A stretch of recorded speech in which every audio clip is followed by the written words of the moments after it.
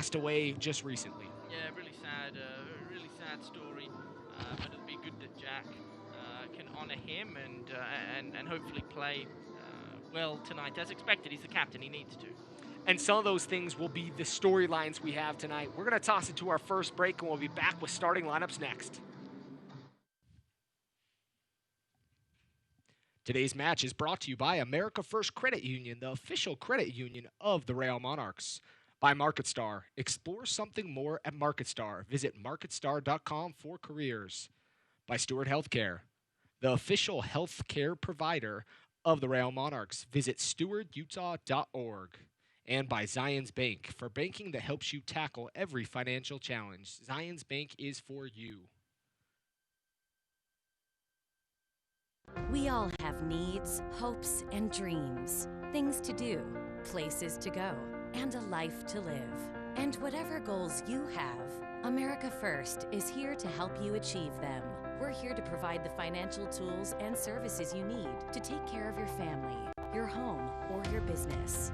We're here to help you keep moving forward.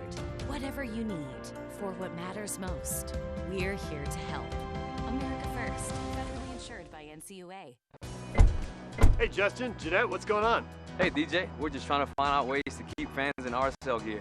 And I'm contemplating how to use this F-150 to fight hunger in Utah. Oh, I got it. Have this sweet RSL neck wrap. And thanks to Ford, you can have one too.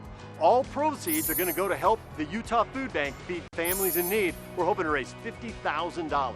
Fashion that fights hunger? Now this is a winning combination. Can I get a high five? Really?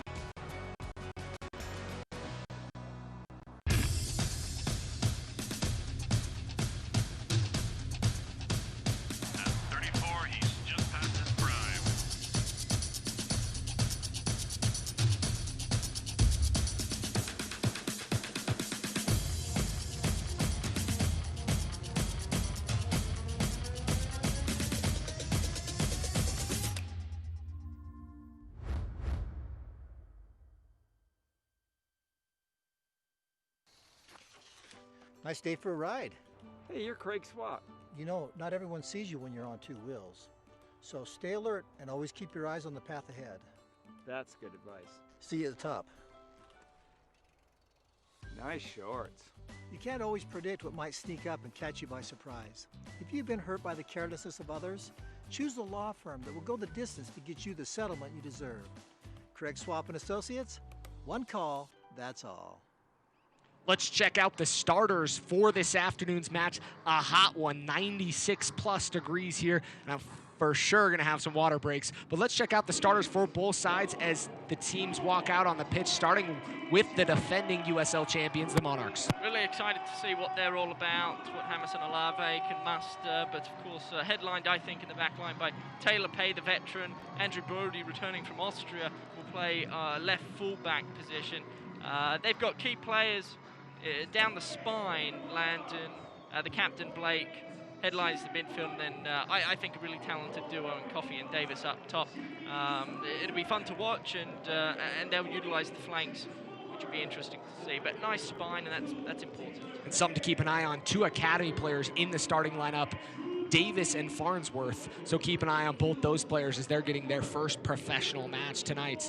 Let's check out the starters and how Landon Donovan set up his side today. Landon Donovan's team, it's a 4-2-3-1 of sorts. It'll be fascinating to see how they play. I imagine that'll change when they have the ball as opposed to when they don't.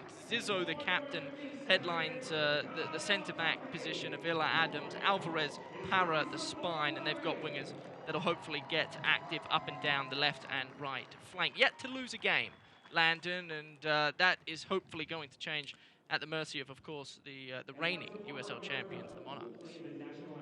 And we'll step aside for the national anthem.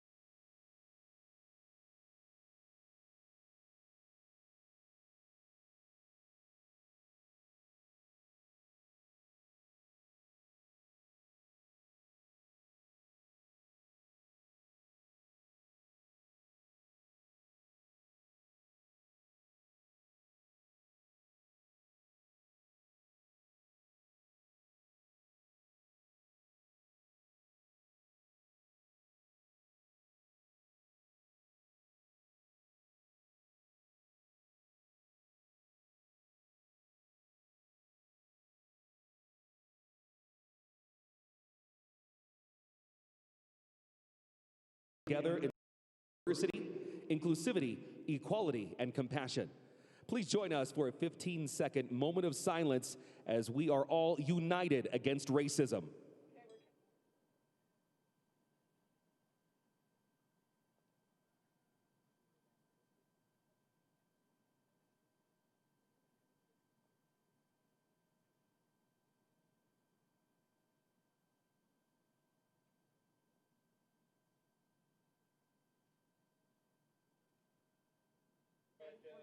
Thank you.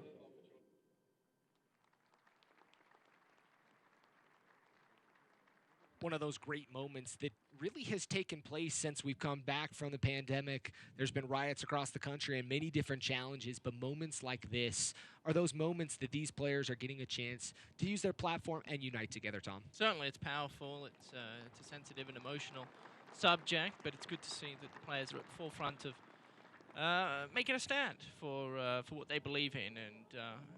And it's good to have soccer back. It's also great to have a few hundred-odd fans, maybe 1,000 or 2. I can't quite tell, but just to see people in the seats about to view hopefully a decent brand of soccer. Who knows?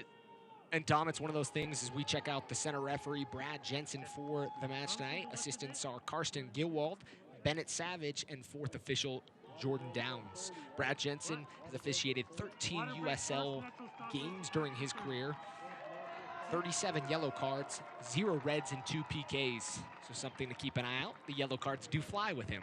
Did you go to high school with the fourth official? I went to high school with him. Kind of strange, huh? Something only happens locally, right? Monarchs are going to be moving from left to right as they're going to take a knee again. And we'll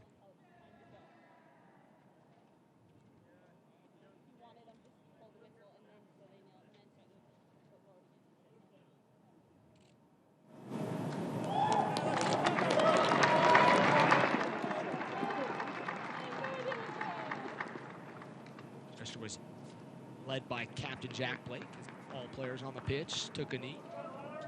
We're about to get underway as Brad Jensen blows his whistle. And we're underway here for the first home game for the defending USL champions.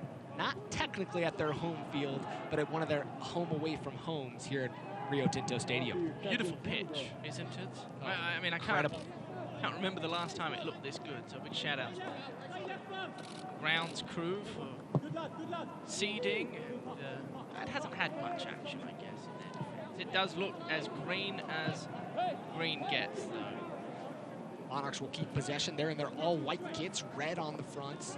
Market Star, their new front jersey sponsor, across the chest today as that's making its debut here for the club.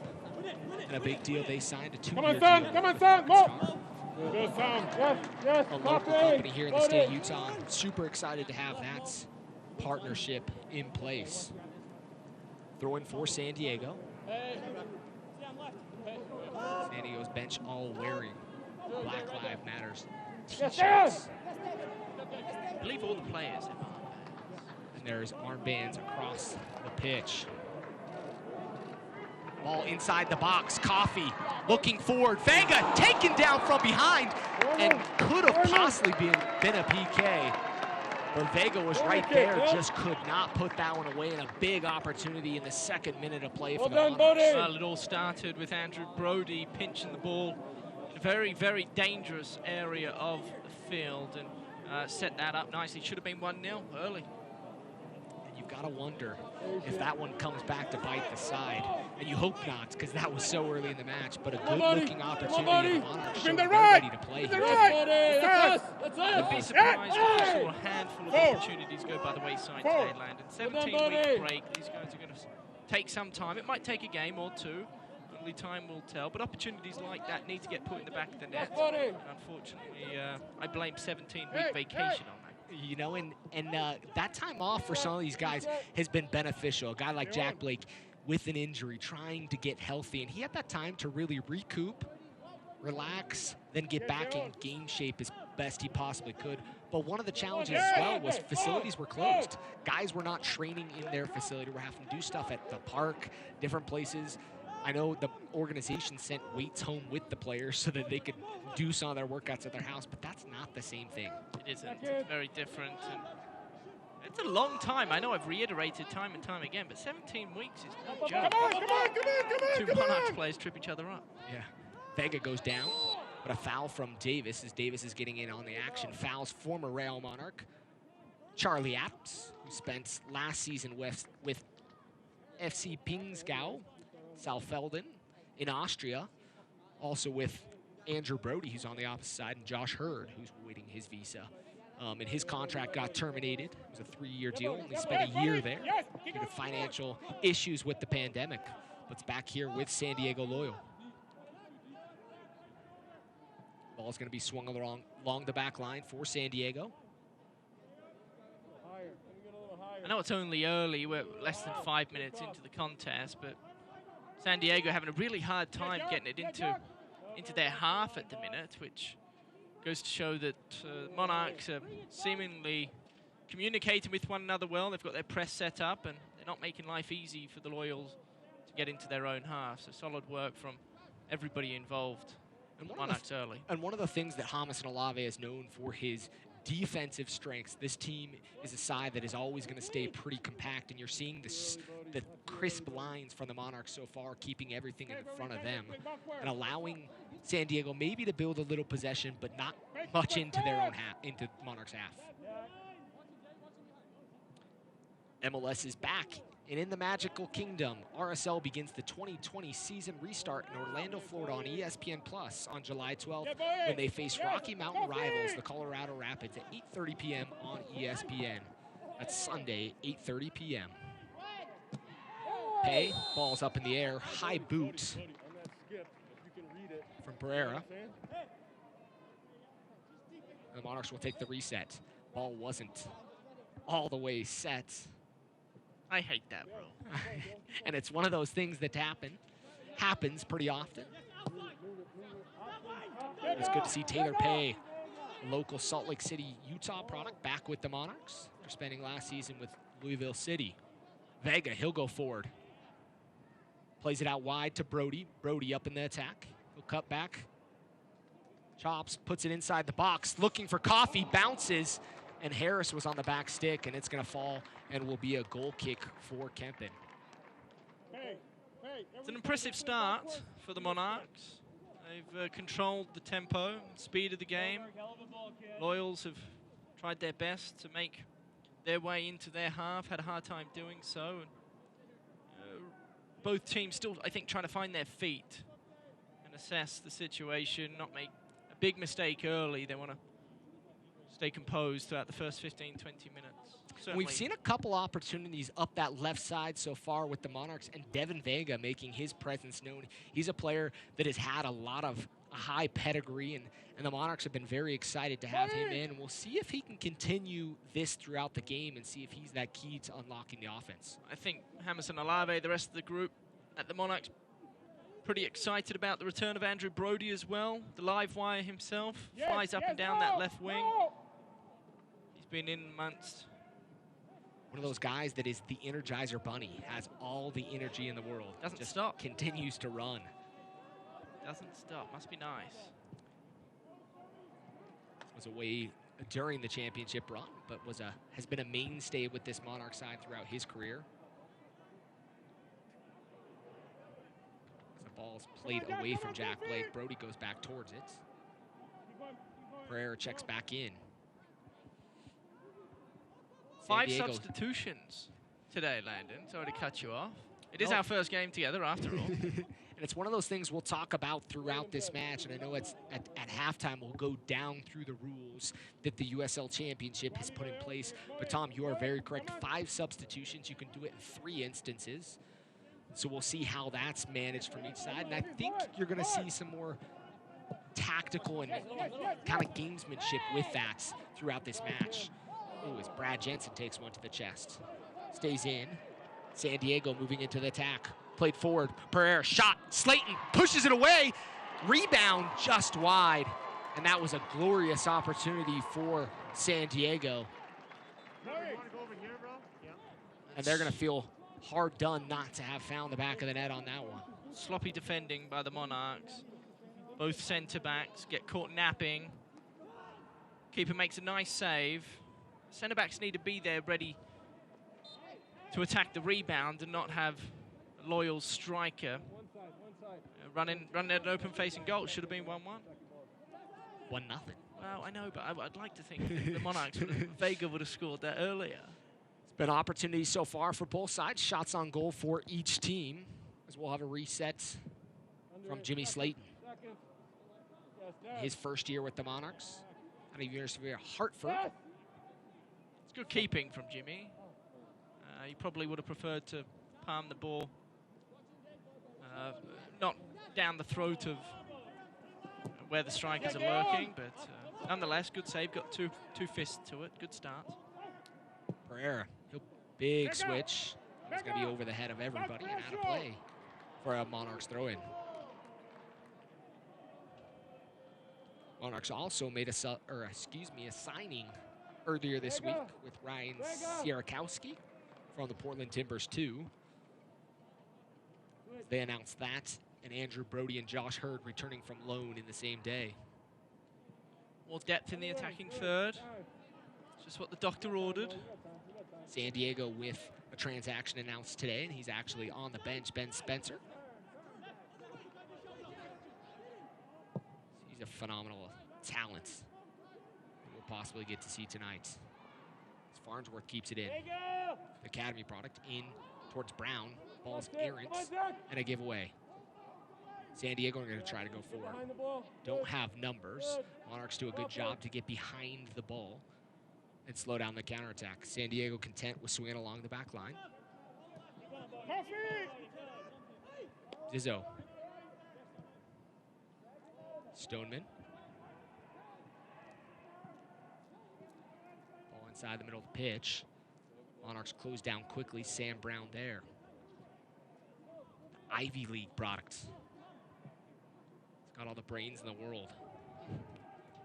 It's a Loyals team that only has 2 games under their belt, and I must admit, and give credit where credit's due, they seem composed and methodical, and they don't look rushed, and they're happy to kick the ball back to the defenders when space shuts down in front of them. It's nice work from Landon Donovan and San Diego Loyals.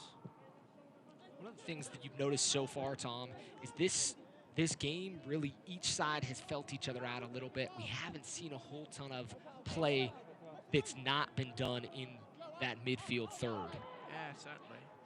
Ball squeezes in. Farnsworth there. Opportunity for San Diego. Takes a big deflection as Brody gets to ground and blocks the shots from Colin Martin. It's a massive play from Brody. Diving in front of the ball. That's the type of play that'll really lift the spirits of the entire team. Good to have him back. New year, new coach, new results. Coach Harrington has the Royals sitting in 3rd place in the NWSL Challenge Cup. What seed will they secure for the semifinals? Find out Sunday at 8 p.m. when they finish group play against the Chicago Red Stars.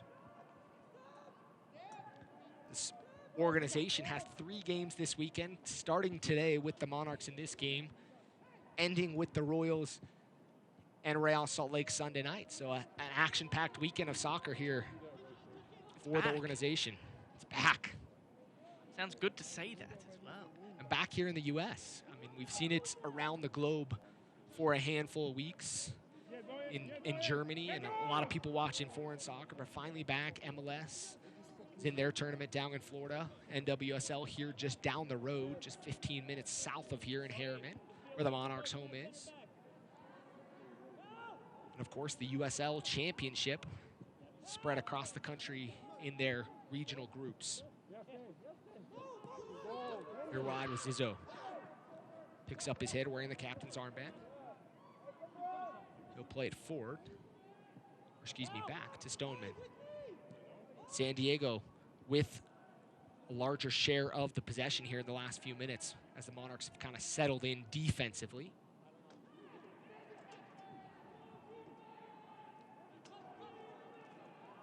Ball played inside the box. Harris heads it away towards Jack Blake. Kept in top of the 6, Charlie Adams. He's capable of hitting it from this point. but Bodie Davis chasing him down and applying the pressure. Stoneman into Adams. Martin, ball just on top of the area. Pereira, maybe a little too fancy.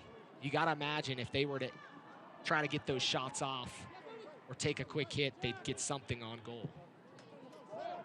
As Blake's trying to play it forward, Coffey checked away from him. The ball is going to be played into the corner. It'll go out for a throw-in just in front of the corner flag. Monarchs under the pump. Touch at the minute. San Diego starting to control the possession, have a lot of the football in their attacking third. Interesting to see now. The Monarchs have done well to this point, but need to regain possession of the football and control the game on their terms. Coffey applying pressure.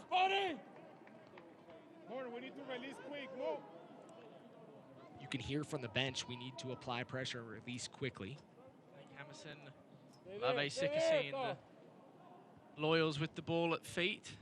It's time the Monarch get back to where they started the game, which was impressive. This Monarch side capable of scoring goals. Last year scored 80, I'm going to question myself, 84, 86 goals. Douglas Martinez had a large part to play in that. During the season, en route to a USL championship. And the interesting thing was a lot of those goals during the playoffs were scored by defenders. Right. And that was one of those things that was just kind of a big deal. And tonight, one of those defenders is out due to a red card he received in the first game. Noah Powder out on suspension this afternoon. Fun player to watch. And it's got a bright future. Very young and very capable. I was doing some research, watching some YouTube games of the Monarchs last season, and quickly noticed Davis makes the ball, keeps possession, finds Jack Blake into Vega. Vega trying quickly to get it to Coffey. Bodies on the ground. San Diego with the ball. Just going to say, a very different Monarchs team to what you would have seen last year, Landon. A lot of key pieces not here anymore. Fortunately, the captain still around. Hopefully steer the ship in the right direction. Douglas Martinez, though, I imagine, will be missed in some way, shape, or form. Bright future ahead. Hopefully you can get some minutes for the first team, Real Salt Lake, and press the boss, Freddie Juarez. Only 3 players on the pitch today who played in the opening game of the 2020 season in San Antonio. Ball inside the box. Going to be shepherded out by Harris. This calls for a PK from San Diego. As Pereira was on the ground, felt like Moberg pushed him down. He's got tangled legs. So we'll see a replay look at this. Nothing intentional. Both went to ground. Play on. Corner kick coming for San Diego. Going to play it from the near side here at Rio Tinto Stadium. Loyals wearing their dark kits, their black kits. Teal numbers. Moving from right to left or south to north here at Rio Tinto Stadium, home of Real Salt Lake. Jack Metcalf will take the corner kick. Flirting with 100 degrees today. 99 currently. Metcalf puts it inside the box. Ball in and a goal! San Diego takes the lead off the corner and a beautiful redirected ball as there was a lot of traffic in front of Jimmy Slayton. And the Monarchs go down early here in the 17th minute of play. Near post. No one's guarding the near post. Jimmy Slayton thought he could get 2 fists on it. Judged the ball poorly. Too much movement from the Loyals. Monarchs had a hard time tracking. Concede a goal at that near post. Not going to make Big Hammerson Olave impressed, is it? And if you're Landon Donovan and company, you've got to be ecstatic. You find a goal off a set piece. Didn't seem like there was a ton of great opportunities. Obviously a shot on goal so far, but a first corner kick of the match for them, and it's put in the back of the net. Yeah, it's unfortunate. Taylor Pay would like to have that corner kick done again, but In the San Diego Loyals defense, Landon, they've been on top. They've controlled the game. The Monarchs had the opening couple minutes. They had a few opportunities that they weren't able to take advantage of, and since then, we're 18 minutes into it now, and it's been all San Diego. And so Monarchs need to find a way to get back into the game, communicate better, and they've certainly got the talent to do so. Just 1-0 down early. Don't miss a minute of the action in 2020. Sign up today and get alerts all year long by following your club on ESPN.com. Search for Real Monarchs and click on the follow button to keep up with the latest news and scores. Plus, get reminders on the Real Monarchs' next home match. Go to ESPN.com and click follow for your club. We'll go out. The Monarchs will have a throw-in. Quickly taken by James Moberg. Monarchs need to find the ball, find possession, stay composed. 1-0 down early. Plenty of football left to be played. It's a hot day. It's going to come down to endurance. Mentally, who's mentally more focused. You know, I think we'll have potentially an abundance of chances from about 75 minutes on. And the game will be won and lost more than likely there. And one of the things we have to speak to is the altitude. Certainly. You've got a team that's coming from sea level in San Diego here to Sandy, which that's quite an elevation change, and that will provide some challenges late for these guys as you start to suck wind. And I know you can speak to that, Tom, but it does take a toll on you late in games at a high altitude. Certainly. I think another aspect to what the Monarchs are going to face, not just this game, but throughout the entire season, is that they're going to be hunted, as opposed to last year when they were doing the hunting. Nobody really gave them a chance to win the USL Championship, make the run that they went on. It's a different game this year. You know, people will come play the Monarchs, and they want to take down the reigning USL champions for good reason. So they have to be ready for it. And a new cast of characters certainly for this side, including some academy guys, missing the likes of some of those guys that we saw so frequently for this Monarch side, including Michael Chang, who's now with Real Salt Lake, and a guy that provided a lot of goals and assists for the Monarchs during his career. Yeah, it's going to be interesting to see. Good ball movement here. Brody just on top of the area, taken out, and he'll be called for the foul as he takes down former FC Pingsgau teammates, Charlie Adams. No complaints from Andrew. I thought it might have been a bit stiff at first, but stuck a leg out. Yeah, he tripped him. Got that caught in the spokes, essentially. He knew he was in the wrong. It always fascinates me. We watch from up here and you think, boy, looked a bit aggressive. Andrew deserving the foul. He doesn't say anything. Yep. Seems to know better than we do. Ball going to be played forward by Stoneman. Looking forward. Moberg rises up, wins the header. Sam Brown gets possession. Davis pushed forward. Could have been a handball. Nothing called. Work rate so far from Bodie Davis. Very strong. He's had a few moments where he's been able to show his speed and his intensity to try to steal the ball away from San Diego. What's interesting is when San Diego are flicking the ball around the back line, the Monarchs, anytime they have a high press, they turn the ball over and they receive possession back. Anytime they sit a little deeper, the Loyals seem to be in no rush. I think now down 1-0, the Monarchs are going to be forced to play a bit higher, force San Diego to make a few key passes to get themselves out of danger. Harris. Play back to Moberg. The Loyals now have some freedom, a little bit of an ability to maybe sit in a little bit more than they were earlier on. On the road, up 1-0. They have no need to press the issue. Sloppy turnover again. It's going to cost them. Stands him up. Plays it wide to Vega over to Brody. Brody keeps it in. Flag stays down. Brody inside the area. Goes towards the touchline. Tries to put it across. Takes a heavy deflection, and it'll be corner kick. A corner kick for the Monarchs, their first of the match. Just some heavy touches from Brody. I think in a match or two's time, that would have been a lot silkier from the young lad. Fortunate to get away with the corner. And if you look at it, I think looking at the replay, that went out of play before he was able to play that. But that's one of those that was not seen in real time. Is VAR an option here at the USL level? I put you on the spot there. Yeah. Sorry, I should have asked you. No. off camera. Yeah, you're good. 23rd minute of play, corner kick coming for the Monarchs. Jack Blake will look to play it in. Swinging inside the box, no one home on top of the 6-yard box. It's a great ball from Blake, and there wasn't a Monarchs player within a 5-foot radius, which is strange. Harris plays in another one, trying to find Coffee and headed away by Zizzo. And it'll be a second corner kick for the Monarchs. Some interesting news around the league. Sunday is going to mark the first time Louisville City opens their brand new stadium, Lynn Family Stadium, which is a beautiful, beautiful stadium. Monarchs have had success in Louisville. I'm sure they'll love to go and check out that stadium at some point as well.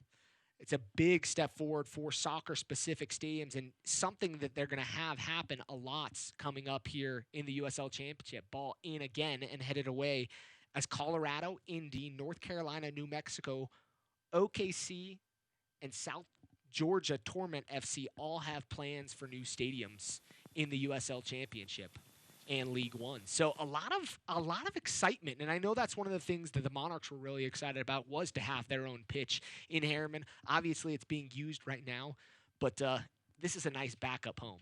It's not too shabby, is it? It's a fun time to be around this league. A lot of money being thrown around, and standard of soccer, standard of football's up there. Ball out wide. Brody trips up over it, still inside the box, plays it in, trying to find Sam Brown, and it was away from him as Zach Farnes is going to chase it down. As expected, Brody not shy in getting into that attacking third, trying to help out. He's a live wire. And that's one of the things you've noticed. He has been playing very high as he's sitting along the back line of the Loyal right now. Well, the Loyal, they're okay with the Monarchs having possession. They're up a goal, on the road, in altitude, going on 99 degrees in Salt Lake City. Ball up over top, trying to find Coffee as Keppen will lay down on that one. It's a nice idea. And Tom, one of the things that we haven't seen here in the last 10 or so minutes is the likes of Devin Vega. He's kind of disappeared in the flow. Early on, was very involved. Obviously had an opportunity in the first 2 minutes, but really since then has kind of fallen victim to the flow of the game. A lot of the movement from the Monarchs has been going out wide to the wingers, in Harris and of course Brody. And if they're going to penetrate that back four of San Diego, you're going to expect Vega to get his feet. That's an impressive ball. Ball up over top, Pay and Pereira in a foot chase. And Pereira goes down. Looks like he had the landing gear up, looking for that opportunity as Pay's holding his back. Hope nothing's hurting there. He's raising his hands, letting the bench know he's all right. Brown's going to spray it across the field to Moberg. Monarchs going to have to be careful moving forward throughout this game. A counter-attack's going to be scary for them if they're not well aware defensively, need to be in position, always prepared. Harris baits two players into the foul, as he really didn't have many options but to split the defense. As he tried, he was fouled, and the Monarchs will have a reset. It's going to take something for the Monarchs to put the ball in the back of the onion bag. It's not going to be easy. It's the first game back in 17 weeks. It's hot. It's dry. The touch isn't quite where it needs to be. They're going to have to find a way to put a passage of silky play together. And the passing just doesn't seem super crisp, as we've seen that one ping in and around. And I think one of the challenges is the center referees indicating a corner, the third of the match for the Monarchs. One of the things I was going to say is maybe it just hasn't been as silky smooth, haven't been on the same page in every moment. A lot of heavy touches, which, again, we talked about this pre-game. It's expected. It's a lot of hands on hips already, and 27 minutes into this. It'd be nice if it's another good ball in, there'd be a Monarchs player just in the vicinity of where this ball ends up. Dayon Harris will play the corner in for the Monarchs here from this near side. First two corners been easily defended by San Diego. It's going to be swung in with the right foot. Played in the top of the box, and he'll escape out the opposite side. Finds Brody. Brody's going to play it in. Clip in, back post. No one running inside the box, and it'll go an opportunity wasted for the Monarchs. And that's one of those challenging things. That second ball is oftentimes where you catch defenses off their line, maybe not as organized, but the service has to be better there from Andrew Brody. It does. It was too flat. Nobody making a run to the back post. The idea was good. You want that ball to go to the back post, although if no one's running there, it's a wasteful opportunity. The USL Championship is back with 5 national TV matches as the 2020 season gets back underway. Action continues tonight on ESPN Deportes when Phoenix Rising FC welcomes LA Galaxy 2 at Casino Arizona Field. That's tonight at 10 p.m. Eastern on ESPN Deportes. One of those foes of the Monarchs, Phoenix Rising, and a team that is very, very capable of putting up some big numbers this season if they have reloaded their squad for 2020. Didier Drogba still around those parts, or is he departed? He is not. One of those guys that's, after losing in the title game, took off. Still has connection with the club, but he's not down in not playing there. I got a tour of Stamford Bridge back when he was in his heyday. Have you been to Stamford? I never have. Should be incredible. Hopefully here in the USL Championship, eventually we have some stadiums that have some notoriety like that. That'd be nice. You know, MLS is starting to, as there's been some great stadiums built, and like we talked about in the USL Championship, some sides that are building some incredible stadiums coming up. But it seems like more and more international, especially these American international players, are captaining sides, are working with clubs. I know there was a great article in The Athletic that talked about that, including the likes of Landon Donovan, Tim Howard, and DeMarcus Beasley. The development here in America has certainly taken a step forward. 350 million people, you hope you'd find 11 that can play. And you're starting to see some of that across the league, and there's some great players that we've seen just throughout showcasing their skills, and some international players that have thrived here in the USL Championship and getting opportunities with clubs. I know Real Salt Lake, we've seen that quite a bit as we've seen a handful of guys, including Michael Chang and Douglas Martinez this last season, that now are playing with Real Salt Lake and possibly will get a chance to play on Sunday night. Gives these players optimism that the future can be bright if they put their mind towards it, work hard. And Jamerson Olave help him out as well. He's a talented coach. You saw what he was capable of towards the end of last season. And it's always nice for young fellas to feel as though the world is their oyster, which is what you get told far too many times. Well, and the interesting thing about this Monarch side is really in the first 2 seasons, the success wasn't there. It was a challenge and maybe a different mindset, and we talk about this often. This Monarch side really had the challenges of having to be built under Freddie Juarez, as we're going to take a hydration break here in the 30th minutes. We'll take a second one in the 75th, but I'm going to continue the thoughts. Those guys really in that first 2 seasons, there was a lot of young players, including Andrew Brody and a few of the likes of these guys that played in that first season. They're just young guys that were young, inexperienced. There wasn't a whole lot of, veterans on the team. After year 2, Mark Briggs comes in, and that side, there starts to be a factor of some veterans with some young talent with some academy. And that's really where you've seen this side have a lot of success, as we'll take a look at the game's only goal so far. But now we're in that stage where the Monarchs are mixing that youth. Certainly. As you're going to see it again, near post, glancing header, and right directed perfectly into the back post. Too easy. Nice finish, nonetheless. But too easy. The Monarchs need to be doing better from set pieces if they're going to have any success or hope moving forward throughout this contest. Yeah, and I know I touched on this a little earlier. The USL Championship, with Drogba, Landon Donovan as a coach of Phoenix and of San Diego Loyal, Tim Howard's with Memphis 901 FC, David Villa bringing a side into New York, DeMarcus Beasley, one in Fort Wayne in League One. There's a lot of investment from these guys, celebrity investment, player investment. I think that's really going to be what this game changer is, to truly make the USL Championship, League One and League Two, a mainstay in the American pyramid. And I think that's one of the challenges that we've had in the past. How is that growth happening? Where do these guys play? I know I've talked with Brian Dunseth many times about this and a handful of other guys. There used to be the MLS Reserve League. And it was just, I mean, guys would show up drunk, I've heard, and stories, just these crazy stories or hungover, I shouldn't say drunk, hungover. And it was just crazy. They'd play up in Park City the day after an MLS game. Now you have this league, the USL Championship, where guys are getting true minutes, getting opportunities, and some of these guys have maybe fallen out of the MLS, are now getting a chance to revitalize their career. I mean, Kempen was with Sporting Kansas City, now here playing for the Loyal tonight, starting. He has an opportunity to revamp his career. Taylor Pay, another one, who's been around the ringer a few times, and it's a first-class organisation. It's a well-run league, and the quality of football is also high.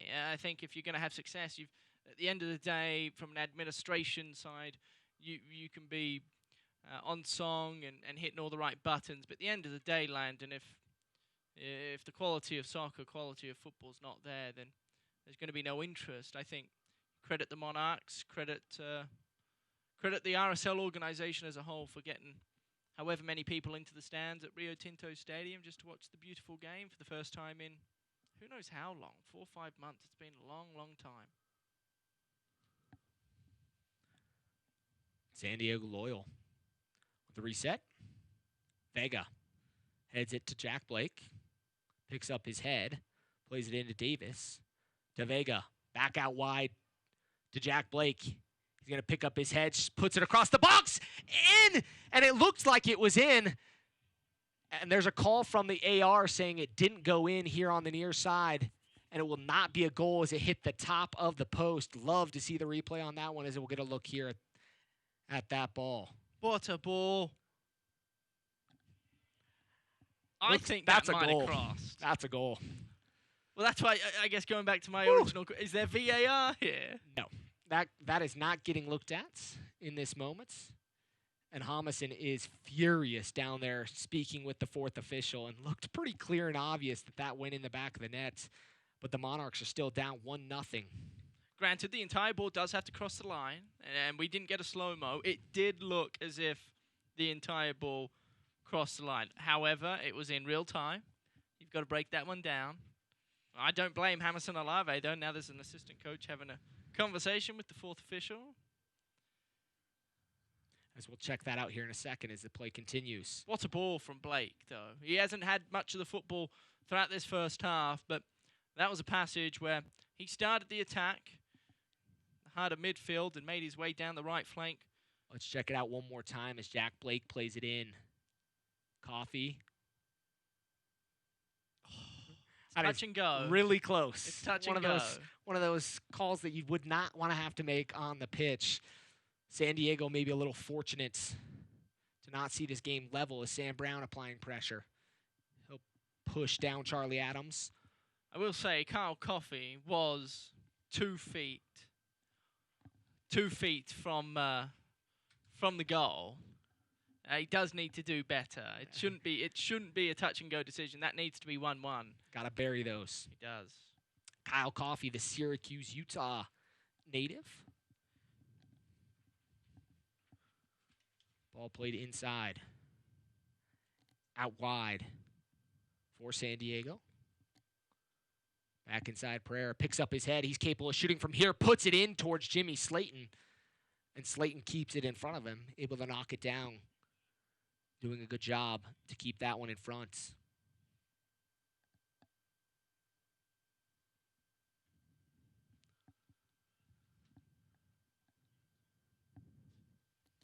Coffey plays it all the way back to Taylor Pay.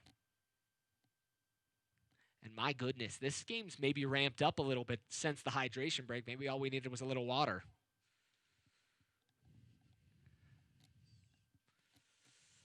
Taylor Pay finding Vega at the midfield stripe. Vega to Brown.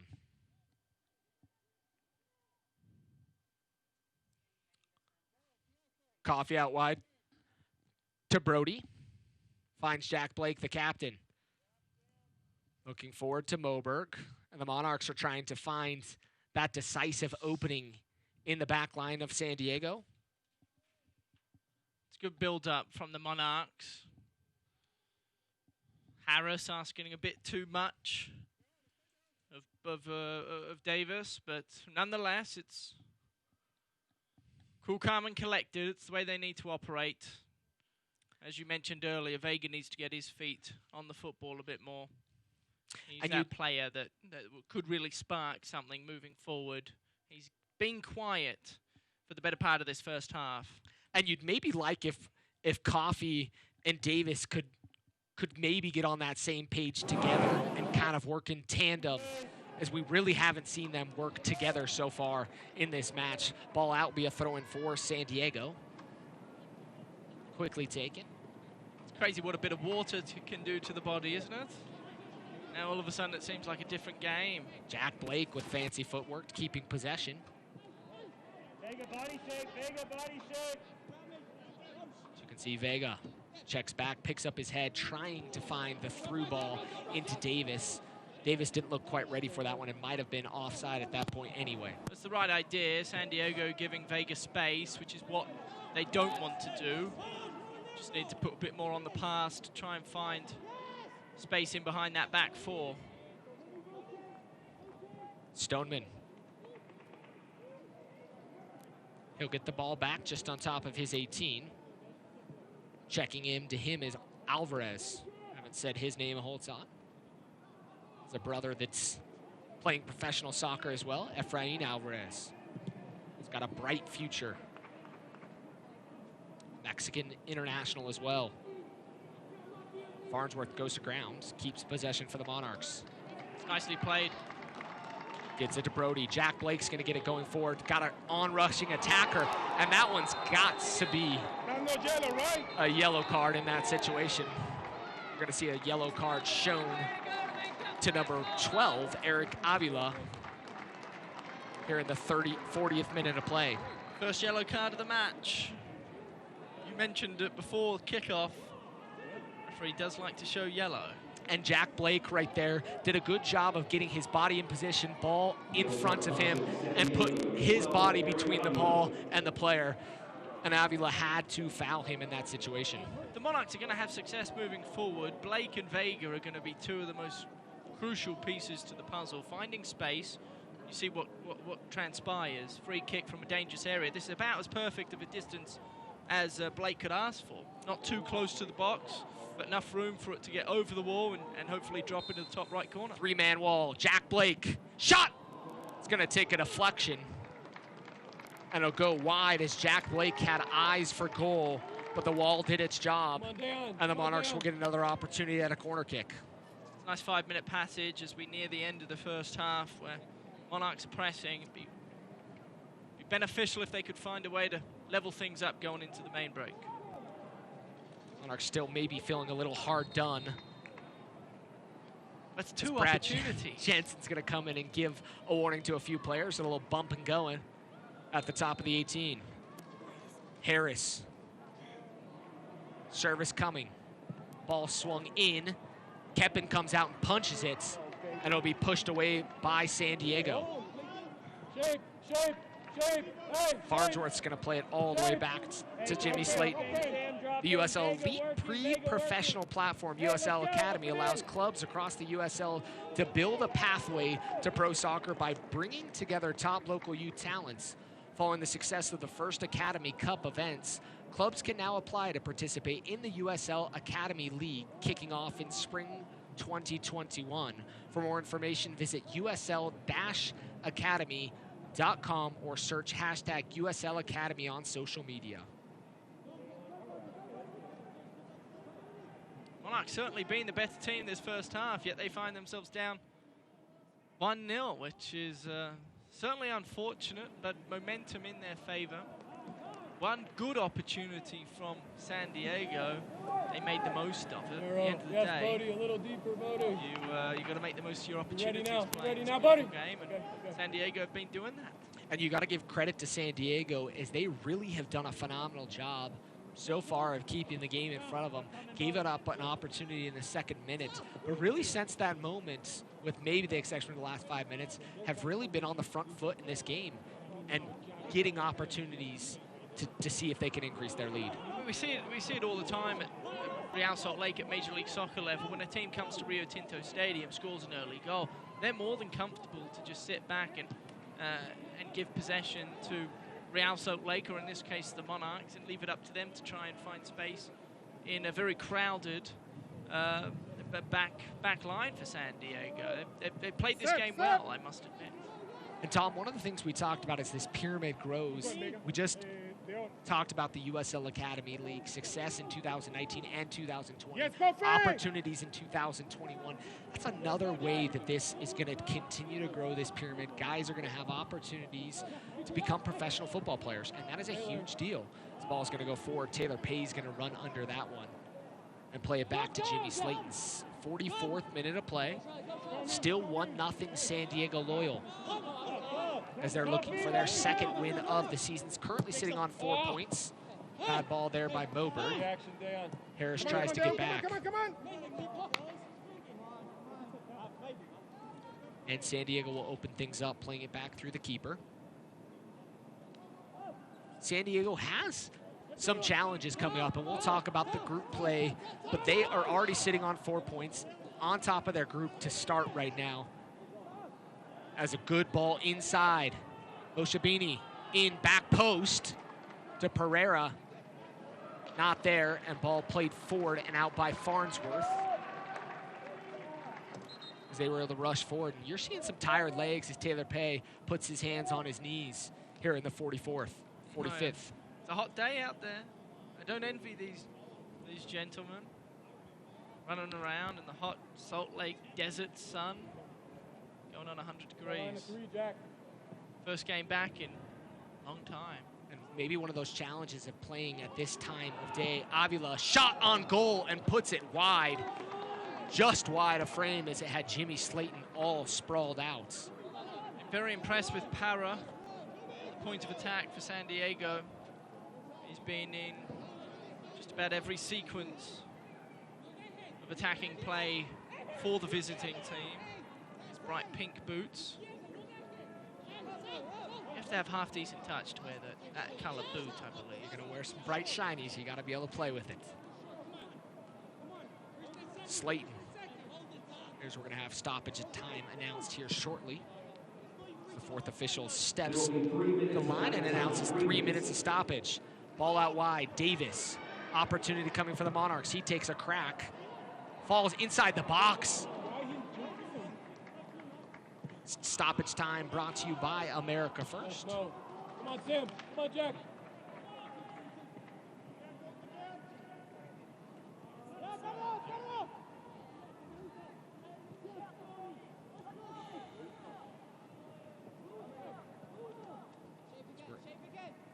In our first minutes unofficially of stoppage time. Both teams seem rather content to go into the break.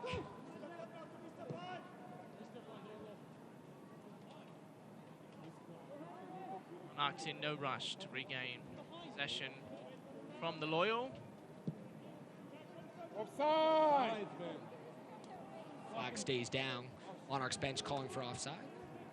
And this stoppage time is brought to you by America First Credit Union, the official credit union of the Monarchs. San Diego going to be content to head to the locker room with a 1-0 lead. We'll see if they can hang with it at this point. Monarchs must be scratching their head as to how they're not at least a goal at hand going into the main break. Two really good opportunities by the wayside, both within 6-yard box. All that was required was a tap in, and unable to finish on both occasions. First coming early in the match, the second just 10 minutes ago. Positive nonetheless going into the main break. Emerson Alave will be hopeful his team can capitalize on similar opportunities that come around in the second half. opportunity coming from San Diego. They're building nicely.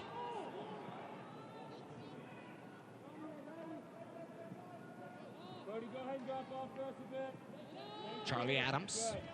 Play it back to Stoneman.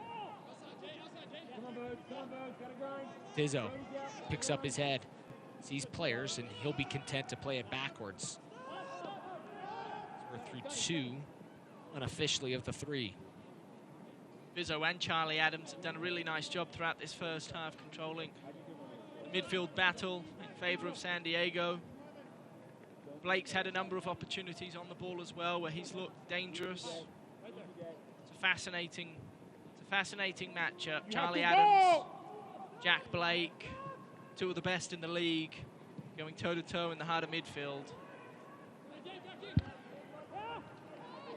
Players checking two, big ball coming here and a big switch. Harris cuts it off, finds Jack Blake, and our center referee indicates stoppage time is through, and that's the first half here at Rio Tinto Stadium. The Monarchs are gonna head to the break, trailing 1-0.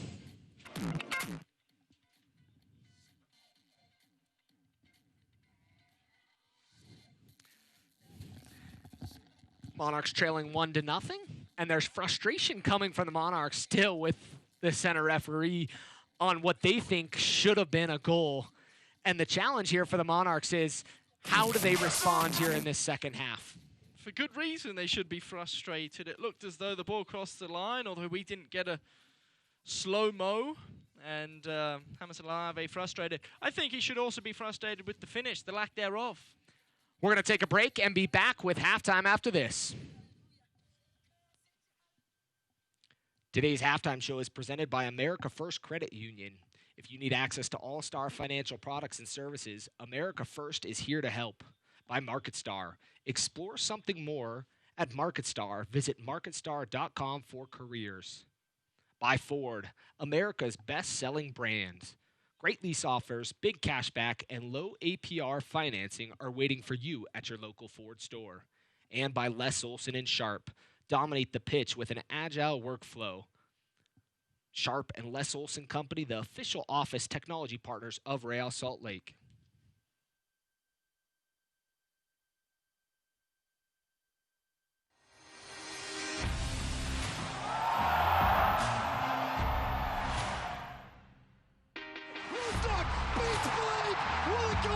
Dagger, 3 headed on frame. Yes!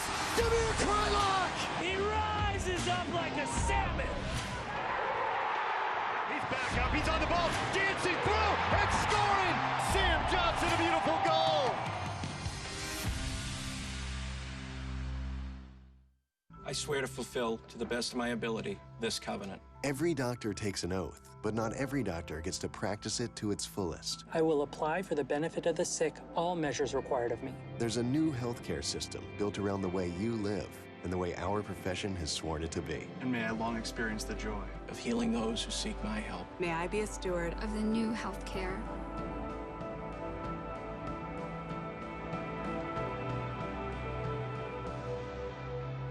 We all have needs, hopes, and dreams. Things to do, places to go, and a life to live. And whatever goals you have, America First is here to help you achieve them. We're here to provide the financial tools and services you need to take care of your family, your home, or your business. We're here to help you keep moving forward. Whatever you need, for what matters most, we're here to help. America First, federally insured by NCUA. Hey, Justin, Jeanette, what's going on? Hey, DJ, we're just trying to find out ways to keep fans in RSL gear. And I'm contemplating how to use this F-150 to fight hunger in Utah. Oh, I got it. Have this sweet RSL neck wrap. And thanks to Ford, you can have one too. All proceeds are going to go to help the Utah Food Bank feed families in need. We're hoping to raise $50,000. Fashion that fights hunger? Now this was a winning combination. Can I get a high five? Really? $18,000 can fill a pool of sweet lime jello, buy your personal doggy copter, or maybe get that sweet pair of diamond-encrusted jeans you've always needed. Needed? Nobody puts diamondless denim on these crocodiles. You'll have to excuse Chuck. He's a little full of himself since we bought and sold our home using Homey. I saved enough money using Homey to move this family thrice. That means 3 times. If you need to buy a new home, or you want to get the most out of selling your current home, check out Homey today. Here, in places less known, between Utah's mighty 5 national parks, there are moments that surprise you. Between generations, and between friends. Somewhere between what you expected and what you never imagined. Start planning at visitutah.com. Atlas Disposal is dedicated to preserving the spaces we share. We also understand the importance of sustaining our resources. We're proud to bring our operations to Utah with technologies like zero-emission vehicles and a new recycling system coming to Rio Tinto Stadium starting in 2020. Together, we can keep Utah beautiful and sustainable for generations to come.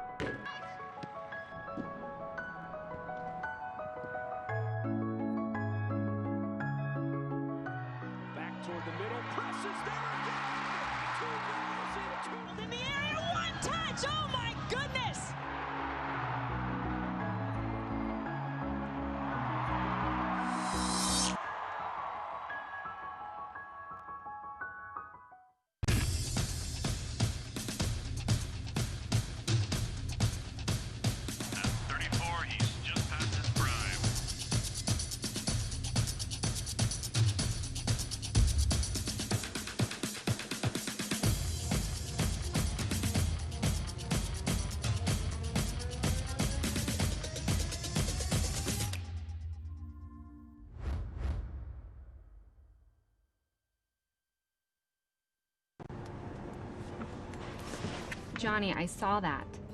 See, kids, she does have eyes in the back of her head, but you can help her keep her eyes on the road to get you home safe and sound. That's good advice. Protecting those you love is your top priority, but others may not be so careful. If you've been injured in an accident, choose an attorney who will look out for you all along the way so you don't get blindsided by the insurance companies.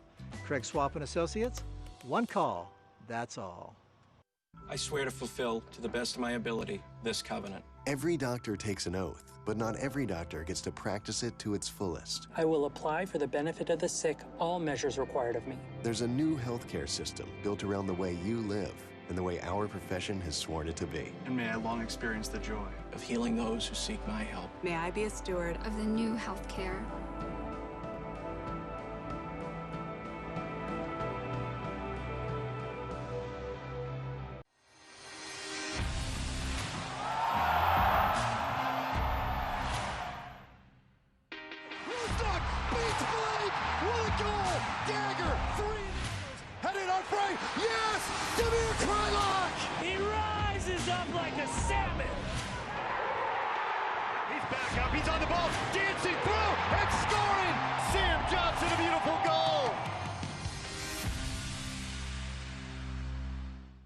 $18,000 can fill a pool of sweet lime jello, buy your personal doggy copter, or maybe get that sweet pair of diamond-encrusted jeans you've always needed.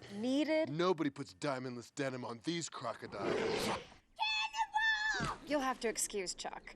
He's a little full of himself since we bought and sold our home using Homey. I saved enough money using Homey to move this family thrice. That means 3 times. If you need to buy a new home, or you want to get the most out of selling your current home, check out Homey today.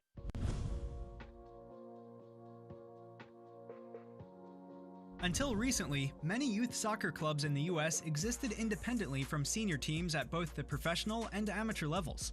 Many soccer communities didn't even have a local senior team their youth players could aspire towards.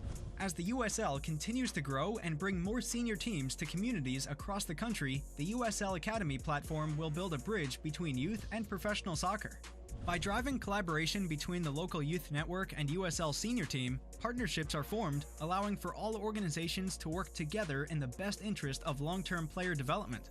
Once that pathway is established, USL clubs will be able to field a reserve team, providing the top local high school age players a direct roadmap into the championship, League 1 or League 2 through participation in the new USL Academy League. For more information, visit usl-academy.com.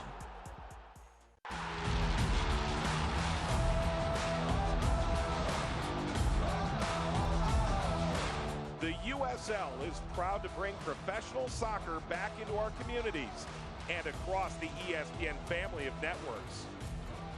Follow your local club and don't miss these exciting matches coming up on ESPN2 or ESPN Deportes.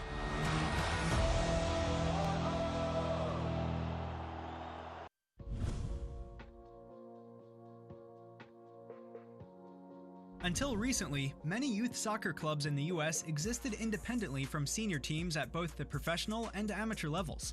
Many soccer communities didn't even have a local senior team their youth players could aspire towards. As the USL continues to grow and bring more senior teams to communities across the country, the USL Academy platform will build a bridge between youth and professional soccer.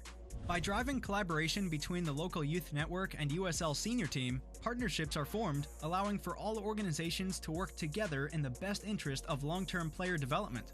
Once that pathway is established, USL clubs will be able to field a reserve team, providing the top local high school age players a direct roadmap into the championship, League 1 or League 2 through participation in the new USL Academy League. For more information, visit usl-academy.com.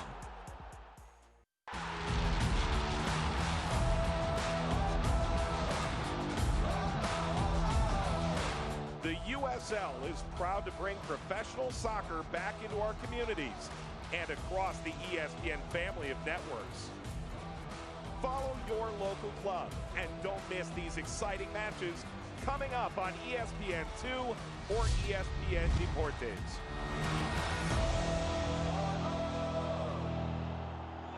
Rio Tinto Stadium. Here at the half, San Diego Loyal lead 1-0 over the Real Monarchs. It was kind of one of those interesting halves, and we'll get to that here in a few. But we have to talk about the big news here around Salt Lake City and here in Sandy today for the Monarchs. This week, announced the official jersey sponsor of the club. It's something that was missing for their first game, but Market Star is now the official jersey sponsor for the next 2 seasons of the club. Team president Jake Cowder said, "We're proud to carry Market Star on the front of our jersey and begin a long-term partnership with them." And that's really one of those exciting moments. Add a reputable company across your chest. Obviously it means something for the brand to have some soccer money coming in, but a big deal for this Monarch side. Certainly, and partnership's what it's all about. And for the players, the coaching staff and the entire organization, to have somebody that's alongside them for the ride is part of the deal, and good for the Monarchs, good for Market Star. It's good to have them on board. Also, something we have to note is talking about the restructure and what is happening in the league this year during this time. As you can look at the graphic on the screen, there's a lot of changes that are happening, and one of those changes being the 5 substitutions, and we're going to talk about that throughout here this second half. 8 regionalized groups, 16 games, 13-week regular season, so the Monarchs are going to have to bash through that. Stats and results from week 1 and week 2 stand, which is very important for San Diego as they sit on 4 points. Monarchs sit on 0 so far. Unbalanced home and away team schedule approved. So, for example, the Monarchs are going to get 9 home games, including tonight's, and only 6 away games here left. And then the playoff structure happens. 16 teams in a single elimination bracket. And the Monarchs are going to have a chance to face some of those teams, and you're going to look at the groups right there. But really where this comes into play is you've got to finish top 2 in your group. Top 2 and you advance. And at that point, single elimination from that point on. So the Monarchs have a tough challenge in front of them with 3 of the 4 teams in their group were playoff teams last time. And in San Diego's group, 2 of the 5 were playoff teams, with San Diego being an expansion side, but Phoenix Rising and Orange County being playoff teams. So a lot of opportunity, but a lot of challenges. You're going to see the brackets and where things would fall for the Monarchs as they're in Group C, and C1 would play D2 or C2 would play D2. And then you've got Landon Donovan and company in Group B. And like I mentioned, they sit on top of that so far with the 4 points. So they're in a good spot leading right now. We'll see how things play out for them. Yet to lose, and they're on track to continue their winning ways.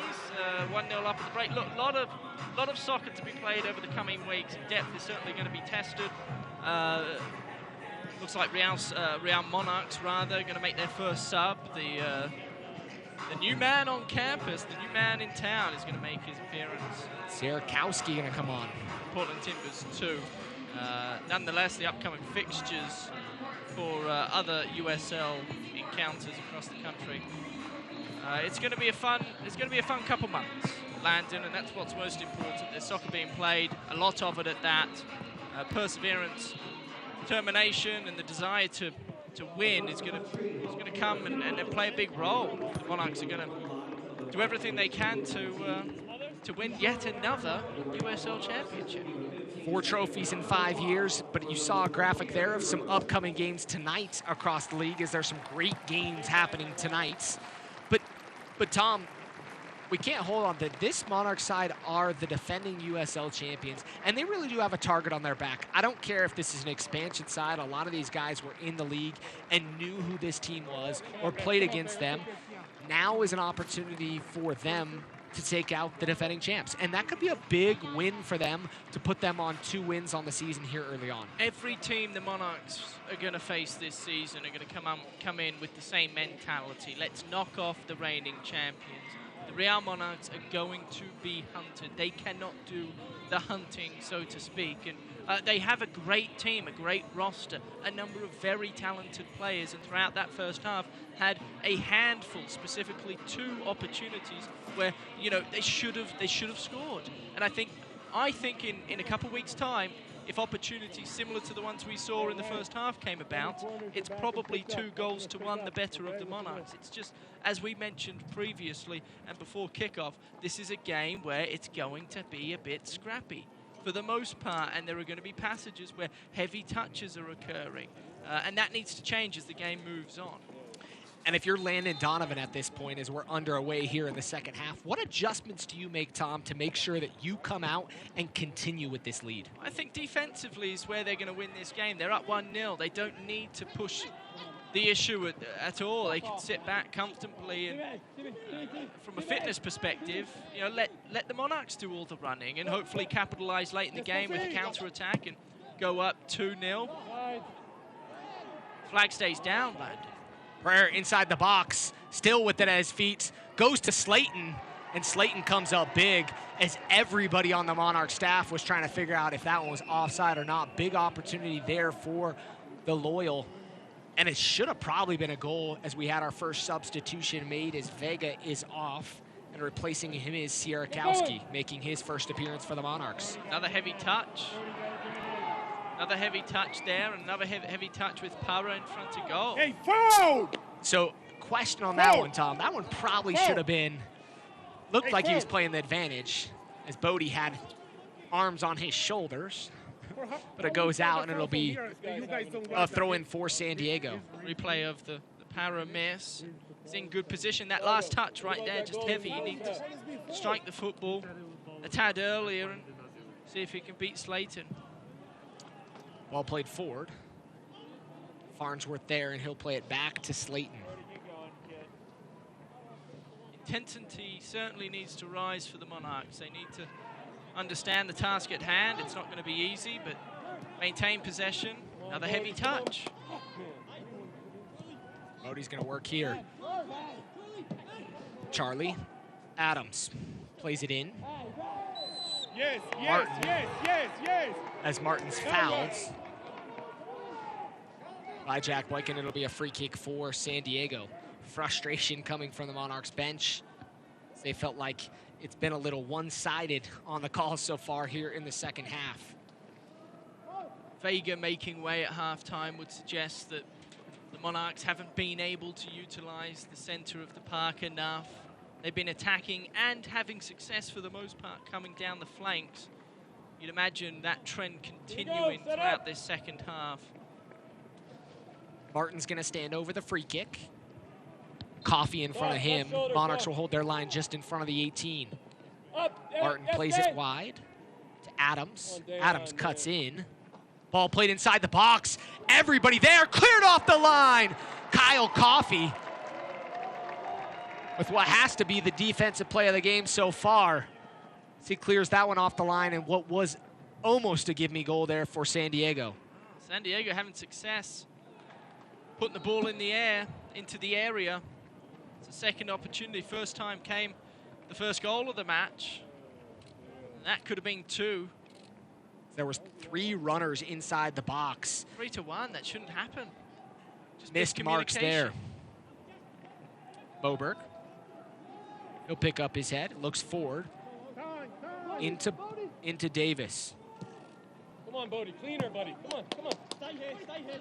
Working hard, but maybe a little bit of lack of finesse there from Davis. But a young player in his first professional match, those are some of the challenges you encounter. You've got to get settled into the match and get used to the flow of play. Monarchs struggling with the lack of movement at the minute. They try and make their way into their attacking third. Players getting tired. Nice ball there. Brody picks up his head. Tries to squeeze it into Davis, and Coffey kind of on the same line.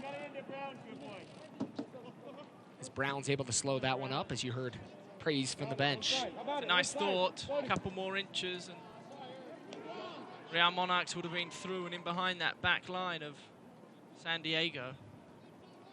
They're close. They're knocking on the door. You just keep pressuring, keep persisting, and they'll have opportunities, much like they did in the first half. Hopefully in the second half they can capitalize on them. They're making their way into that attacking third pretty comfortably. Not too much pressure from San Diego at the minute. Sloppy turnover. Come on, Zach, that's fucking casual, man. Ball was given away. Zach's going to chase it down. Win it, Zach. Win it. Good. Wins the header, gets it forward to Brody. Brody had arms on his arms, goes down. An opportunity to go forward for San Diego. Come on, right. Harris is going to cut that one off. He'll play it out. It'll be a throw-in for San Diego. Shasane for San Diego, number 15. He's a live wire. He's got good touch. 17-week hiatus hasn't seemed to have affected him as it has other players. He's dangerous. Him and Para up forward. Talented duo. Yes. Throw-in coming for James Moberg. New year, new coach, new results. Coach Harrington has the Royals sitting in 3rd place in the NWSL Cup. What seeding will they secure for the quarterfinals? Find out Sunday at 8 p.m. when they finish group play against the Chicago Red Stars. Brody's done a really nice job throughout this entire match, finding space up that left flank. Final touch has let him down on countless occasions. Granted, I do believe he just got off the plane from Austria a couple days ago. That's a decent trek. That's kind of a trip. But looks to have the fitness with him so far, as he's been very, very active. Dangerous player, Andrew Brody, with the bright blonde tips. Subs for both teams warming up in their respective corners. Don't like it, move it again. Don't like it, move it again. Harris trying to find Coffey. Quickly taken. Taylor. Come on, Dayon. Sierakowski going to get one of his first touches. Davis picks up his head, plays it wide to Brody. Brody recycles to Davis. Davis is going to take a hit. Took a deflection. And it's going to be a corner kick on the far side as it skipped off somebody. And you don't mind that idea from the young Davis as he's looking, seeing traffic in front of him and just putting it into that traffic. It almost looked as if Sierakowski thought he might have been in an offside position, because he could have rather easily tapped this ball into the back of the net. Deflection off the back of one of the San Diego defenders. Jack Blake step out to take the first corner kick of the second half of the Monarchs. Plays it inside the box, headed, falls back post, still inside the box. Pay takes a crack and off Greenspan, and it'll be a throw-in for the Monarchs. Blake's delivery from corner kicks has been exquisite thus far today. He's had 3. Harris has taken the rest. The 3 that Blake has taken, been put into very dangerous positions. Balls come in with speed, curve, dip. Dangerous. Okay, good. Corner. Well done, man.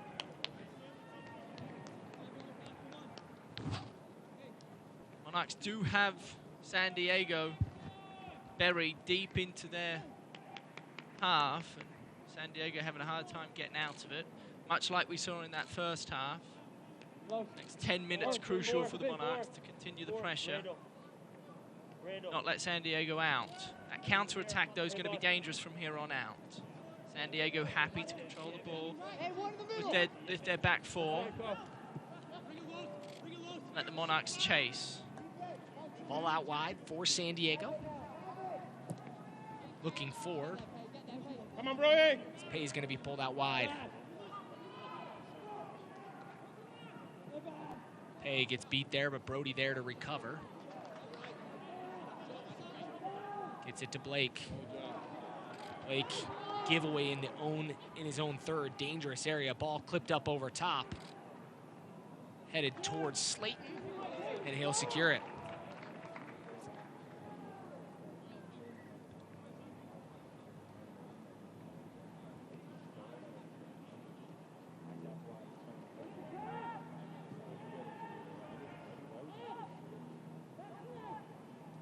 No need to feel rushed if you're the Monarchs. Plenty of time left on the clock. 54th minutes. Farnsworth. He'll play it forward to Davis. Davis out wide. Keeps it in. Trying to get around the defender. Stoneman hung all over him. Coffey puts it back. Stick! Opportunity for Sierakowski, and just wide as the Monarchs almost found the back of the net, and Sierakowski trying to make a big impact on his debut for the Monarchs. Monarchs continue to have success down both wings. Sooner rather than later, I'm optimistic they will find the back of the net. Another great delivery from Coffey to pick out Sierakowski on the back post, and had too high, wasn't able to get his head down on the football enough. Sees it flying over the crossbar. It's a good passage of play, though, nonetheless, and again, the Monarchs peppering down the wings, down the flanks. San Diego, no answers as of right now. Keep going, Ryan! Come on, Ryan! Go! Ball swung. Alvarez, he'll pick up his head, looking forward. Back to Metcalf. Greenspan to Stoneman. San Diego falling a little deeper in their half here recently. This is similar to what happened in the first half, where Monarchs come out the gates flying.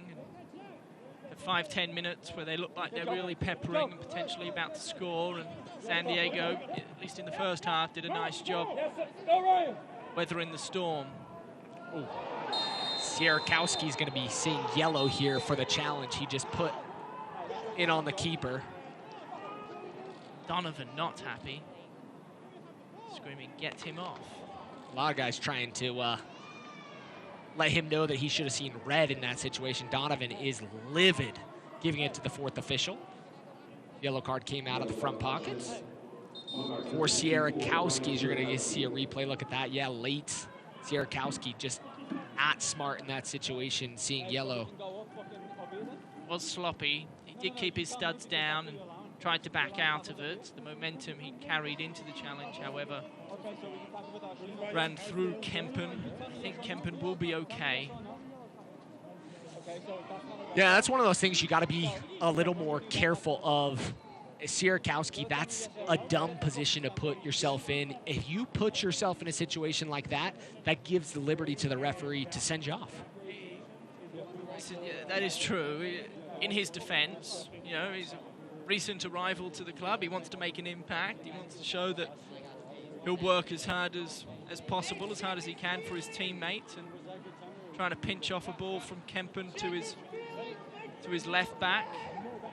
Unfortunately, just timing was off there, and yeah, he receives a yellow card. He's yellow, second yellow of the match. Had one in the 17th minute as well as the 57th. Now for Sierakowski. Other news and notes around the league, especially here for San Diego. Major news is Carrie Taylor has resigned from San Diego Loyals to refocus her energies on other initiatives. One of the assistant coaches for San Diego, and the only female assistant coach in the USL Championship.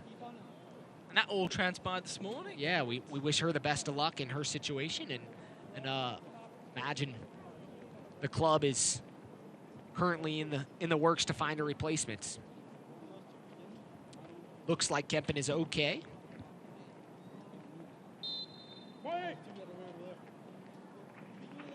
MLS is back and in the Magical Kingdom. RSL begins the 2020 season restart in Orlando, Florida on ESPN Plus on July 12th, and they face Rocky Mountain rivals, the Colorado Rapids, at 8:30 p.m. on ESPN. Farnsworth finds Brown. Brown, bad giveaway. San Diego front foot forward.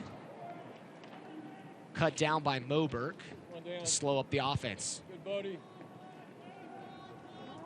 Moshe Bain again, very active in the attacking third for San Diego. He's a threat, live wire, silky smooth with ball at feet.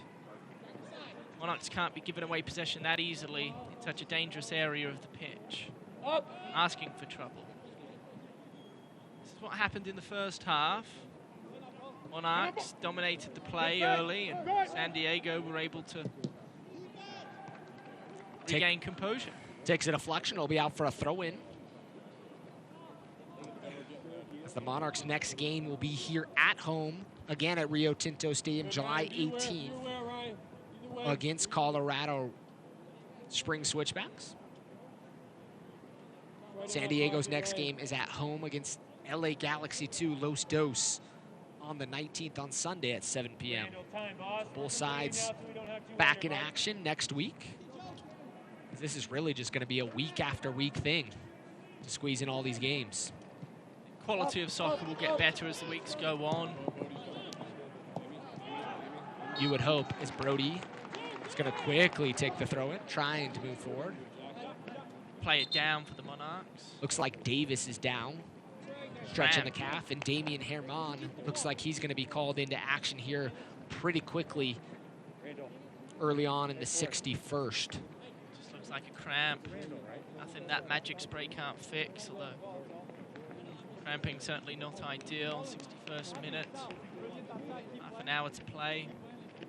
And as mentioned in the first half, I do believe that the final 15 minutes following that second and last hydration break, number of opportunities will come about for both clubs, hopefully for the Monarchs more so, and they're going to potentially come from behind and win this game. They're going to need to dig deep and find a way to finish opportunities. The opportunities have been few and far between, but the ones they've had have been dangerous.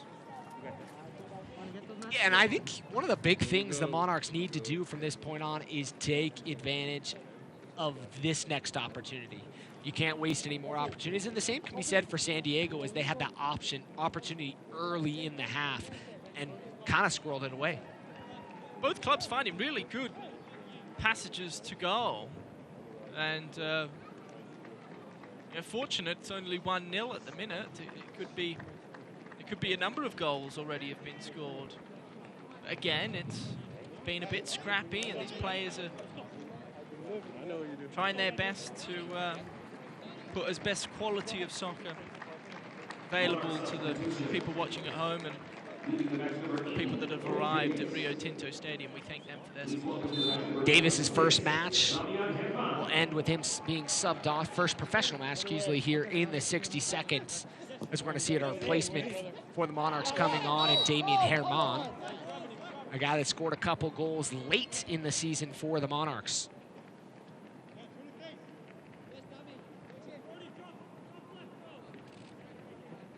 Be a free kick for San Diego. This is part of the challenge, being 1-0 down at home. Every free kick that San Diego has, they'll take. Any goal kick, they'll Take as much time off the clock as possible. What a ball. Harris gets the ball forward. Sierakowski going to get a touch and going to be taken out from behind. And you got to imagine that's maybe a little retaliation. Zizzo, the captain, asserting authority there. Make sure it was known that you don't slide into his keeper. As Zizzo will see yellow here in the 63rd. Tactical foul somewhat. And you don't hate it. Opportunity maybe for the Monarchs to get going. You did have assistance from Martin there. But Zizzo knew what he was doing. Slowed up play. Captain for a reason.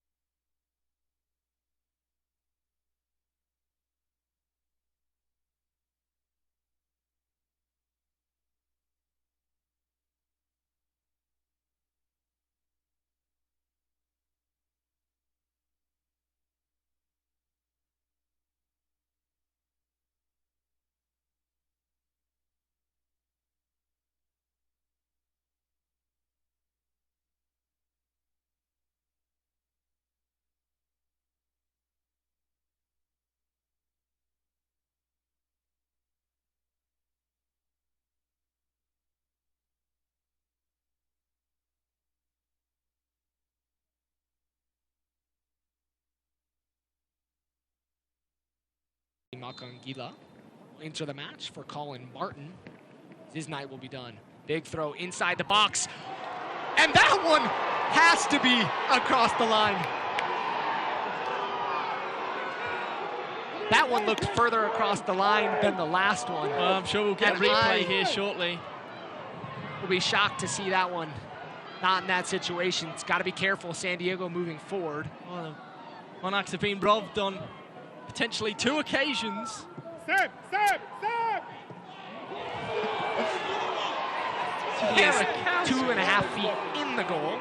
You guys are fucking shocking. Foul! Of course, apologize for the language. Frustration growing. This crowd on hand here is frustrated, because that's the second opportunity for the Monarchs. You can hear Olave. 2 goals you guys made. 2 goals. It'll be interesting to see the questions that come after this match, as now the Monarchs have had 2 opportunities where they, debatable, but both looked in from our vantage point up here at Rio Tinto Stadium. That second game still being played. Sorry, Landon. That second opportunity looked far more likely as opposed to the first. The first, it was touch and go. Obviously, difficult call to be made. But, I mean, the defender for San Diego was 3 yards into his goal. Did it hit his arm? And that was my next question. Well, if he's 3 yards in, it hits his chest, it's a goal. If it hits his arm, it's either a handball or a goal, one way or the other. Which would be a red card and a penalty kick if it was not in and it hit his arm. Opportunity coming, Moberg shot, and that one looked to be his arm, but the back of Martin, Elijah Martin. And the Monarchs just need to continue playing as Martin's down there, hands on the knees. San Diego's pressed in their zone, doing a good job to clear pressure there. Monarchs have to be careful. Good shoulder-to-shoulder challenge there by Sierakowski. Brody's wide. We apologize for the technical difficulties. Welcome back if you were away for a moment. Missed another call that many people would say is pretty controversial, as Moberg's inserting himself, but cleared away by Stoneman. As we're going to see a replay on that, on what I was talking about. Ball played in. Jimenez. So it looks like it comes off his quad, his upper thigh, but he's 3 yards into the goal. 2.5, 3 yards into the goal. And so I have a hard time understanding the referee, who didn't think that was a goal for whatever it. Just, it's unfortunate, I guess. But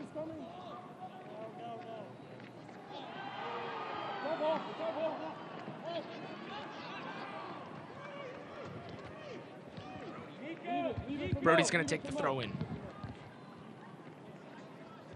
Oberg looks like going to put a long ball into the area, hopefully.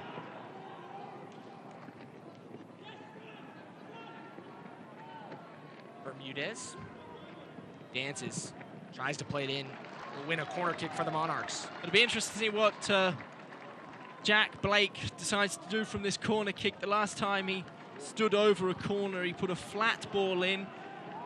Previous attempts had been dipping and curving.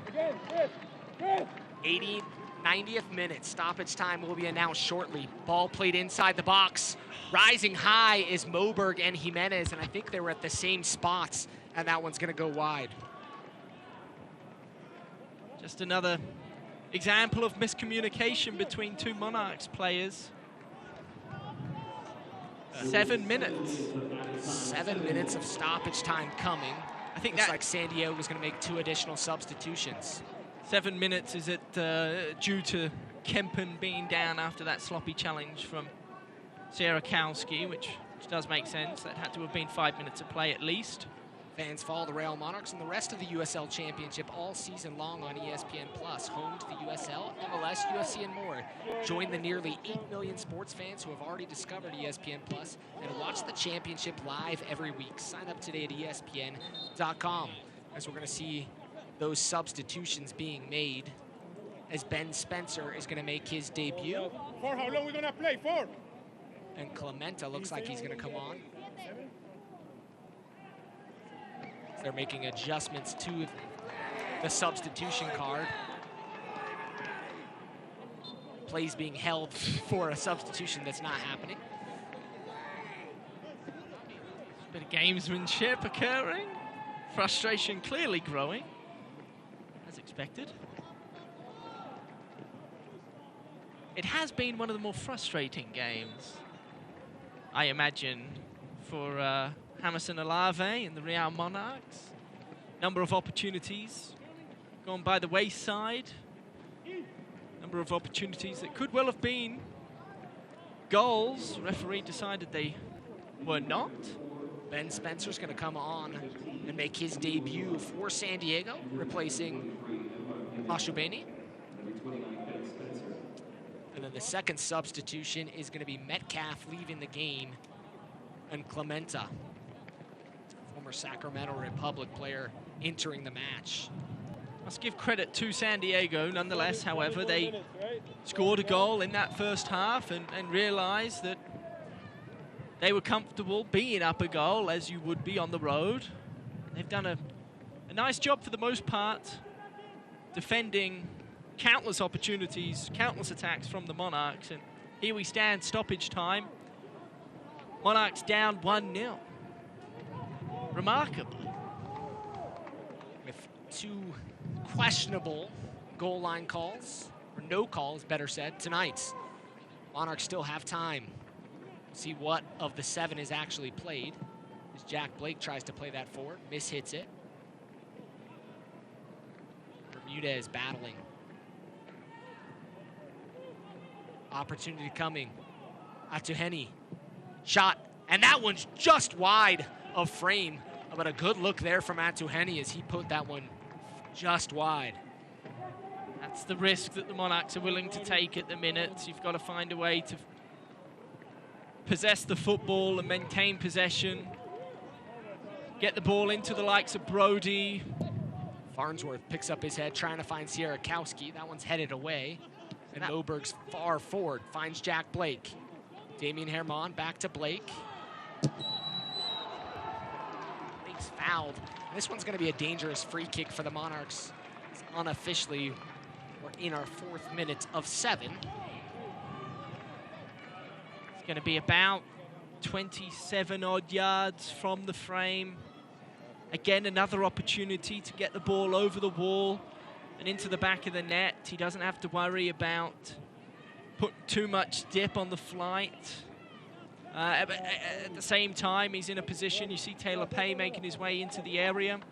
He could potentially put a ball in, creates an interesting dynamic for San Diego to defend. He's a couple tall trees on that back line standing. Very much so. He's got his eyes set on goal, though. It looks as though the captain's going to take matters into his own hands deep into stoppage time.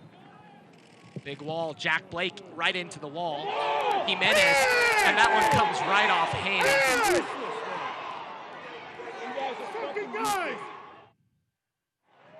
And this crowd is losing it here. And it's going to fall back to Kempen. He's going to take his time here in stoppage time. Don't know if we can get a replay on that. It just looked like it was a pretty evident handball. About 20 yards out, 2 yards out from the 18-yard line. Stoppage time is brought to you by America First Credit Union, the official credit union of the Real Monarchs. Moberg. Monarchs going to see what they can do. Ball, it'll be a throw-in for the Monarchs. We're at a no more substitutions coming. So just time on this clock, and the Monarchs trying to equalize.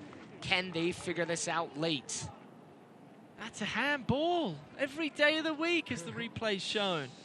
It's off his forearm. I think that's some of the frustration of this coaching staff for the Monarchs, just frustrated by what has happened from our referees. It's going to be an opportunity forward. You're going to see Ben Spencer go towards the corner, try to kill off a little bit more of this game. Pay's going to chase him. Throw in.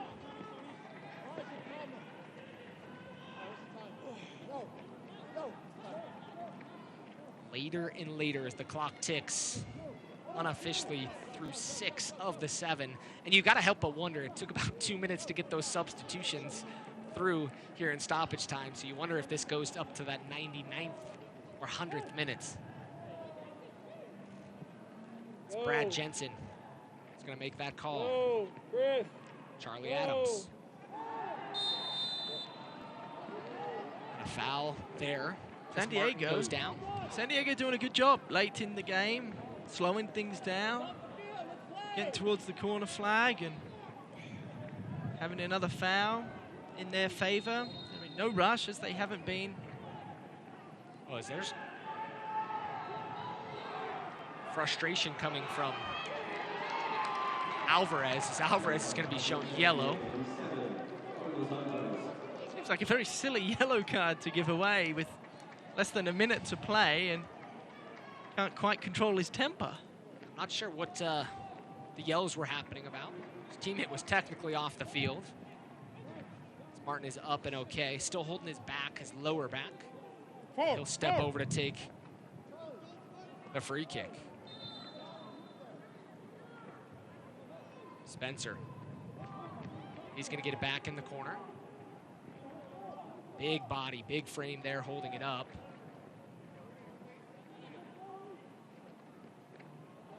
Martin goes towards that touchline. Martin goes down in a heap, and it's going to be a free kick for San Diego. Somewhat soft foul, in my opinion. Smart for San Diego, but not entirely sure if the whistle was warranted. This is one of those times where you have to kill off the game if you're San Diego and doing a nice job so far.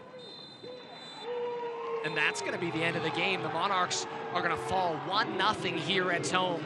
The defending champs open up 2020 in their home season here with a 1-0 loss to San Diego.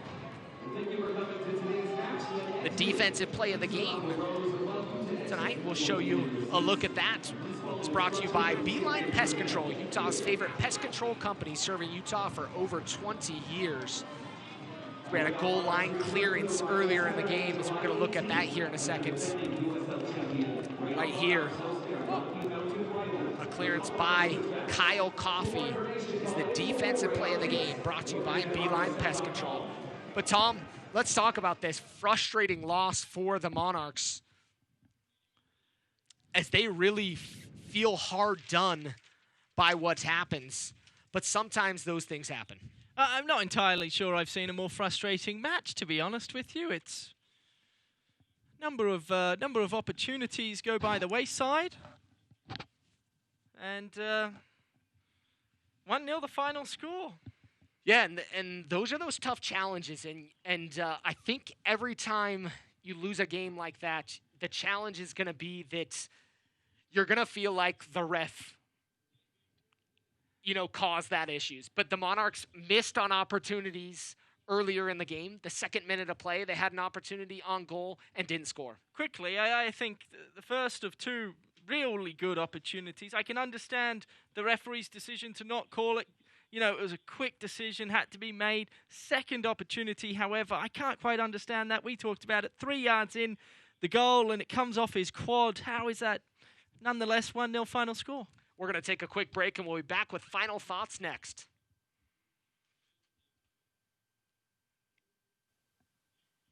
Today's game is brought to you by Ford, America's best-selling brand. Great lease offers, big cash back, and low APR financing are waiting for you at your local Ford store. By MarketStar.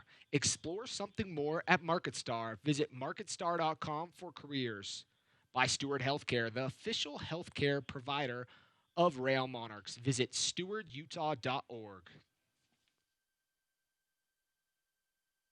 We all have needs, hopes, and dreams. Things to do, places to go, and a life to live. And whatever goals you have, America First is here to help you achieve them. We're here to provide the financial tools and services you need to take care of your family, your home, or your business. We're here to help you keep moving forward. Whatever you need, for what matters most, we're here to help. America First, federally insured by NCUA. Here, In places less known, between Utah's mighty 5 national parks, there are moments that surprise you.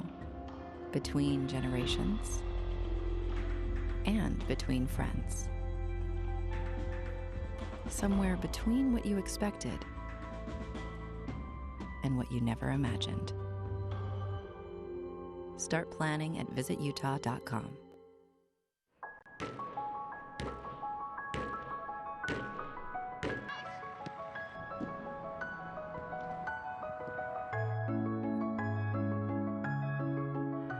Back toward the middle, presses there again.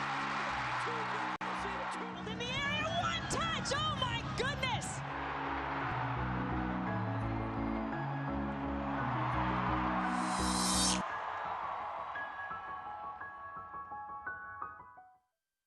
Atlas Disposal is dedicated to preserving the spaces we share.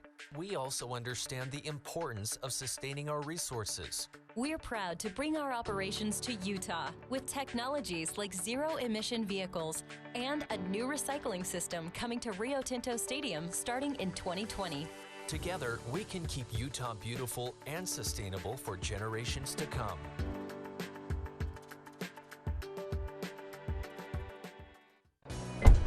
Hey, Justin, Jeanette, what's going on? Hey, DJ, we're just trying to find out ways to keep fans in RSL gear. And I'm contemplating how to use this F-150 fight hunger in Utah. Oh, I got it. Have this sweet RSL neck wrap. And thanks to Ford, you can have one too. All proceeds are going to go to help the Utah Food Bank feed families in need. We're hoping to raise $50,000. Fashion that fights hunger? Now this is a winning combination. Can I get a high five? Really?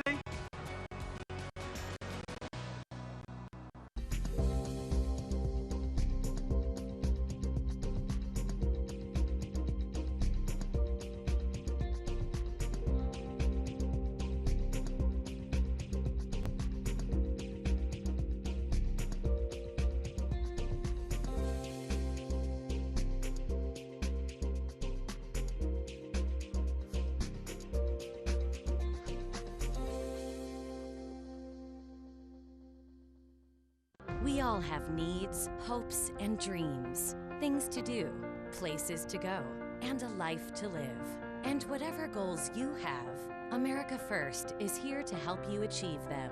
We're here to provide the financial tools and services you need to take care of your family, your home, or your business. We're here to help you keep moving forward. Whatever you need, for what matters most, we're here to help. America First, federally insured by NCUA. Hey, Justin, Jeanette, what's going on?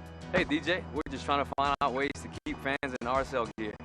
And I'm contemplating how to use this F-150 fight hunger in Utah. Oh, I got it. Have this sweet RSL neck wrap. And thanks to Ford, you can have one too. All proceeds are going to go to help the Utah Food Bank feed families in need. We're hoping to raise $50,000. Fashion that fights hunger? Now this is a winning combination. Can I get a high five? Really?